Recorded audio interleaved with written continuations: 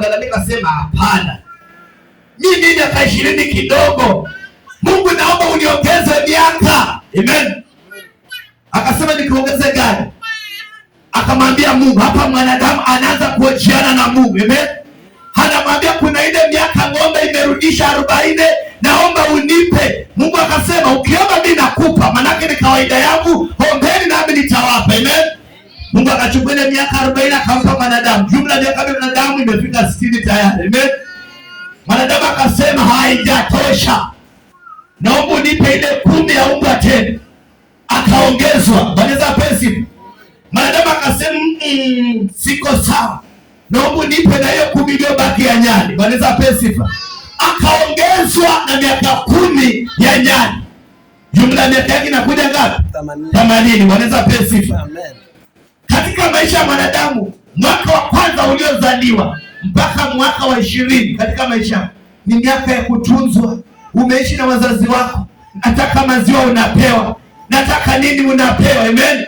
Maana ndio miaka ambayo Mungu amekuundia uishi na furaha na amani. Bwana apewe sifa. Chochote unachoomba kwa wazazi unapewa, maana ndio miaka ambayo Mungu amekupa. Amen. Unapofika mwaka wa 21 unaingia kwa mwaka wa kwanza wa ng'ombe ambao uliomba. Bwana apewe sifa. Unafikisha 21 years, hiyo 1 ya kumeka iko 21 inatoka kwa ng'ombe. Amen. Na kazi ya ng'ombe imeambiwa ilikuwa ni kukamuliwa. Kama wewe ni mtoto sasa, kusoma umemaliza, unaenda kujitegemea. Amen. Wakati unaanza kujitegemea, unapata na watoto, unakuwa na mke, unakuwa na boma lako. Sasa unaanza kukamuliwa. Unaporudi unakamuliwa school fees, unakamuliwa pesa za magonjwa, unakamuliwa sijui nini. Vitu hivi vishakula kwa nyumba, wanakukamua. Chochote unataka wanakukamua. Haleluya. Maana ilikuwa ni miaka ya ng'ombe kukamuliwa. Wewe mwanadamu kaomba iwe yako, unakamuliwa ile miaka, unakamuliwa mpaka miaka yako inafika 60. Bwana pesa. Hapo sasa umezeeka. Watoto wamekuwa wamekukamua, nao sasa wana maboma zao. Amen. Wakati fikisha mwaka wa 61. Amen.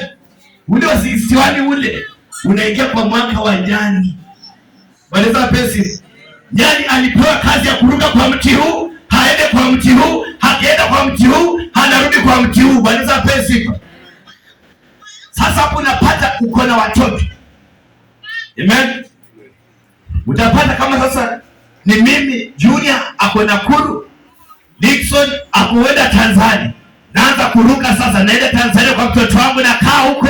Huo ni mti wa kwanza, kazi ya nyani. Amen. Maana ni ruge kwa mti, ruge kwa huu mpaka jioni ifike idari kesho ya mke. Niishi kwa mwezi mmoja, tena niruke nirudi na ende Nakuru kwa mtoto wangu mwingine. Naanza kuruka ruka, maana niko kwa miaka ya nyani. Amen. Wakati hiyo miaka 10 ya nyani inaisha, nafikisha 70. Napofikia 71 unaingia kwa miaka ya umbwa. Bwana pesa. Umbwa na imepewa kazi ya kubweka. Amen. Ndio maana wakati mmedala ndani ukiwa na umbwa unasikia sema watu, inakwambia utovu na watu nje, lakini uelewe lugha ya umbwa. Bwana pesa. Sasa unaingia kwa ile miaka ya kubweka bweka. Ukiwa umekaa nyumbani, hiyo miaka ndio mzana kuja kule mbele. Amen. Maana atakuwa amezeeka sasa, wajukuu wake wakikuja kumuona huko Mombasa, na wewe ni mjukuu wako wa wapi? Yaani hata uwajui. Amen. Miaka ya umbwa sasa umezeeka kabisa. Ila ambayo tunaita kwa ulimwengu wa kiroho miaka ya bonus. Amen. Sasa umeingia kwa miaka ya umbwa, unabweka bweka. Wewe ni mjukuu wangu wa wapi? Yaani una wajukuu mpaka uwajui. Amen. Unabweka, ukienda kwa duka unaotisha kitu pako, unaanza kuuza na hii nini? Na hii nini? Miaka imeenda. Amen. Kwenye Wafalme wa Pili 20 ndio pesa tumesimama. Amen. Kwenye Wafalme wa Pili 20 neno likamkujia nabii Isaya, nenda kwa mfalme Ezekia. Wafalme wa Pili 20. Amen. Achana na huko penye unajua huko. Mfalme anaelezea vizuri. Maleza pesi. Mwenye maandiko alisome. Manake Alex anashangaa sema haiko, sacha nisome. Alex anaanza kushangaa, haiko. Maleza pesi. Wafalme wa Pili 20. Achana ile ndio umezoea. Siku hizo Ezekia akaugua, akawa katika hatari ya kufa.